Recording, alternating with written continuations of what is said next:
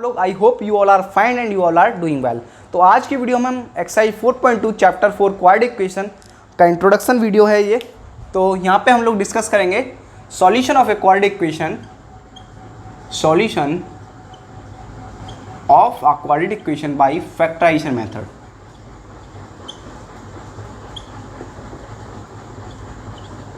Equation by factorization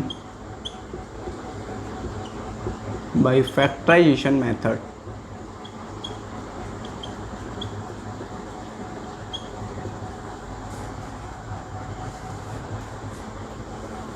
वैसे मैं इस मेथड को बाय स्प्लिटिंग मिडिल टर्म भी बुलाता हूं, by splitting middle term, middle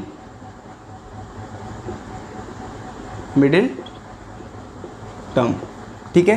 bye splitting middle term method भी हम इसको बुलाते हैं, ठीक है। तो solution of a quadratic equation by factorization method.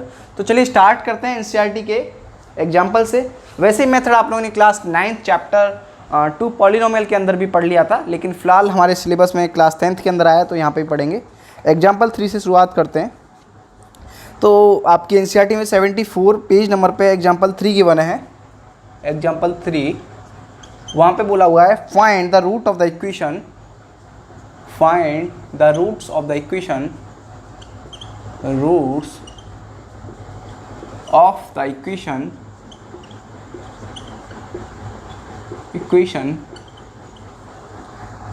2x square minus 5x plus 3 by factorization. तो चलिए स्टार्ट करते हैं।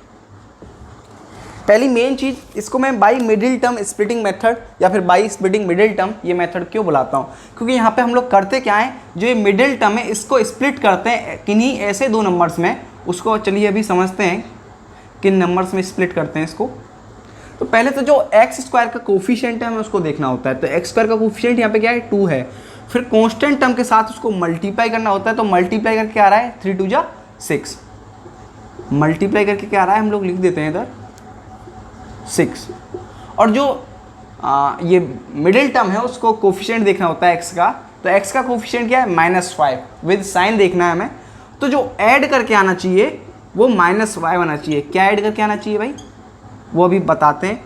मतलब जो मिडिल टर्म है हमको उसे ऐसे दो नंबर्स में स्प्लिट कर देना है कि अगर उनका मल्टीप्लाई करें तो 6 आए और ऐड करें तो -5 आए। तो ऐसे दो नंबर्स कौन से हो सकते हैं, -3 इंटू -2, ये दो नंबर्स हो सकते हैं कि -3 इंटू -2 करोगे आप तो +6 आएगा, दैट इज 6 आएगा।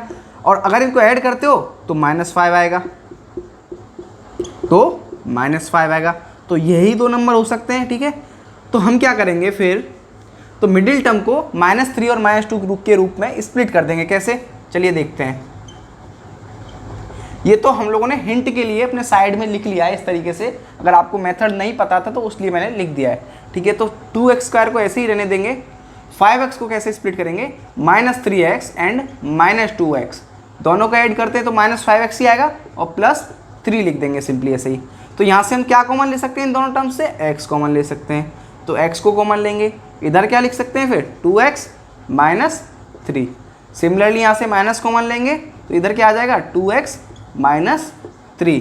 तो ये क्या हो गया, x माइनस, यहाँ पे 1 मान सकता हूँ मैं, -1 लिख दिया तो बात तो वही है। तो ये क्या हो जाएगा, x -1 इंटू 2x -3। फिर जो ये इक्वेशन थी ये =0 के साथ थी, क्योंकि इक्वेशन में तो =0 गिवन था हमें, है ना। इक्वेशन जो होती है उसको हम 0 के साथ इक्वेट करके रखते हैं हमेशा। तो ये भी 0 के साथ ही इक्वेट होंगे। तो यहाँ से x -1 = 0 आ जाएगा एंड 2x -3 = 0 आ जाएगा। तो सिमिलरली यहाँ से x की वैल्यू क्या आ जाएगी, 1 एंड x की दूसरी वैल्यू क्या आ जाएगी, 3/2।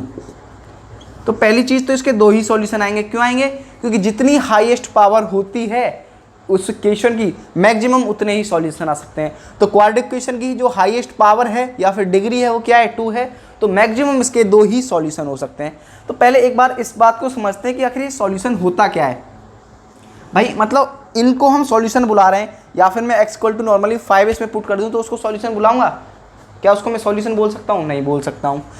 क्यों? फिर सॉल्यूशन ऐसा स्पेसिफिक क्या रहता है कि उसको हम सॉल्यूशन बोलते हैं। तो यहाँ पे सॉल्यूशन क्या है? यहाँ पे सॉल्यूशन है क्या? वैल्यू ऑफ x, सॉल्यूशन है क्या? Value of x which satisfies this particular equation, which satisfy the particular equation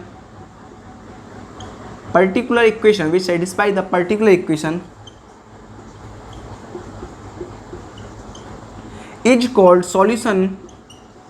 called solution for that particular equation, for that particular equation. तो यहाँ पे मैंने बताया है कि वो वैल्यू x की जो किसी भी पर्टिकुलर इक्वेशन को सेटिस्फाई करती है, तो वही x की वैल्यू उस इक्वेशन के लिए क्या कहलाएगी? उस इक्वेशन का सॉल्यूशन कहलाएगी। सिमिलरली अब ये दोनों सॉल्यूशन क्यों बुलाएंगे भाई? वैल्यू पुट कर लो x की।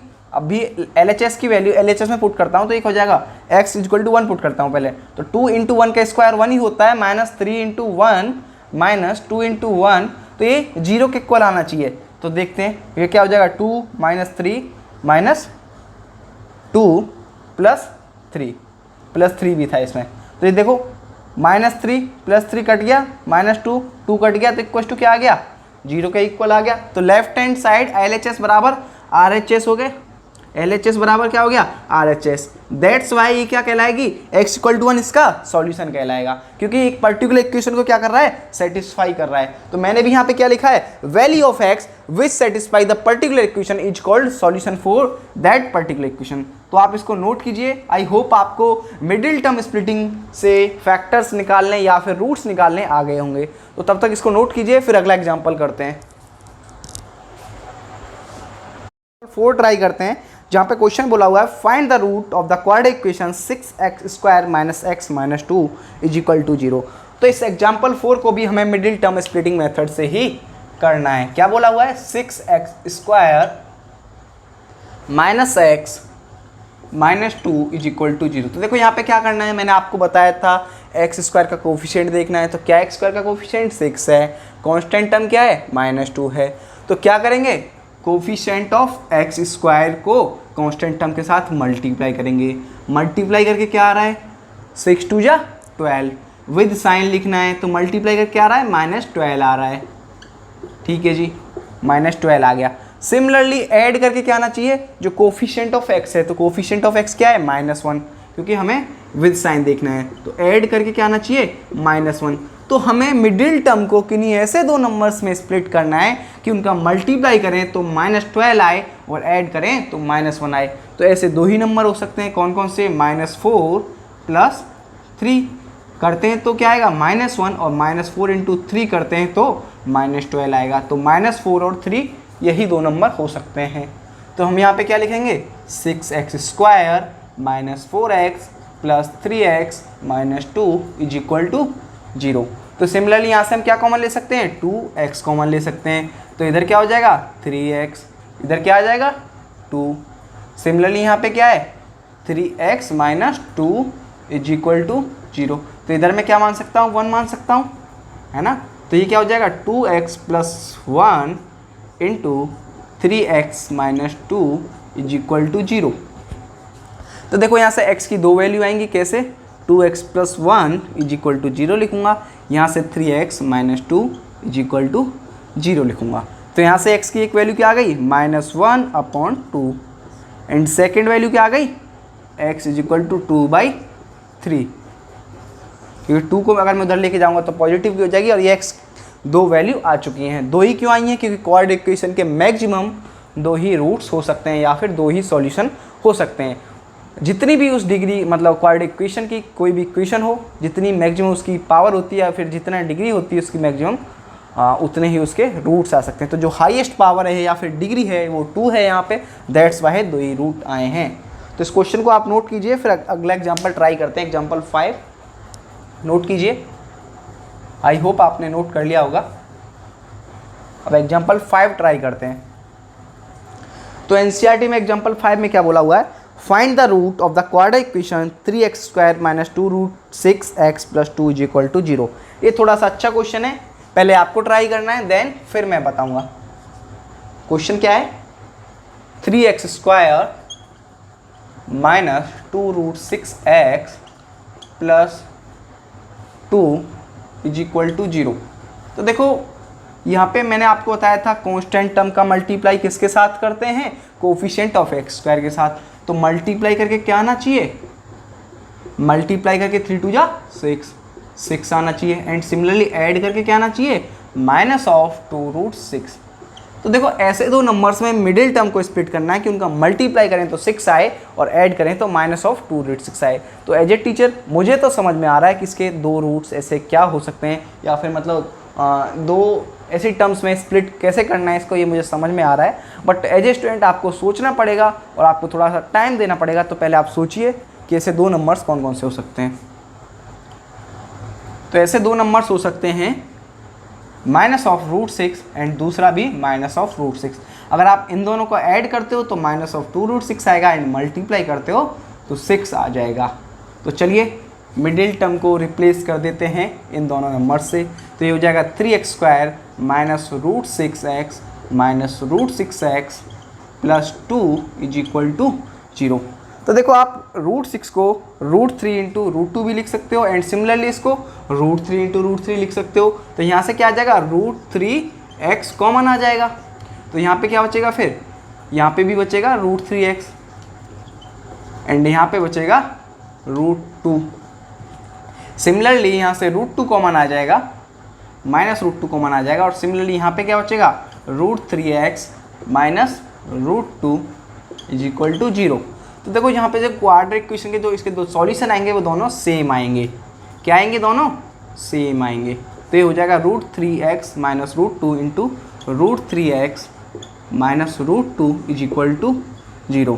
तो इसको 0 के साथ इक्वेट करेंगे हम, is equal to 0। Similarly second वाला भी √3x minus √2 is equal to 0। तो यहाँ से x की वैल्यू आ जाएगी √2 अपॉन √3 एंड सेकेंड दूसरे जो x की वैल्यू आएगी वो भी सिमिलर ही आएगी √2 अपॉन √3। तो यहाँ से जो x की वैल्यू आई वो दोनों ही सेम वैल्यू आई। क्यों सेम आई, क्योंकि इसके फैक्टर्स ही सेम बन रहे थे। तो आई होप आप लोगों को ये क्वेश्चन समझ में आ गया होगा। तो यहाँ पे एक्सरसाइज 4.2 का इंट्रोडक्शन होता है समाप्त। इससे अगली वाली वीडियो में हम क्या करने वाले हैं, एक्सरसाइज 4.2 के सॉल्यूशंस करेंगे, 1 बाय 1 सारे क्वेश्चंस को डिस्कस करेंगे।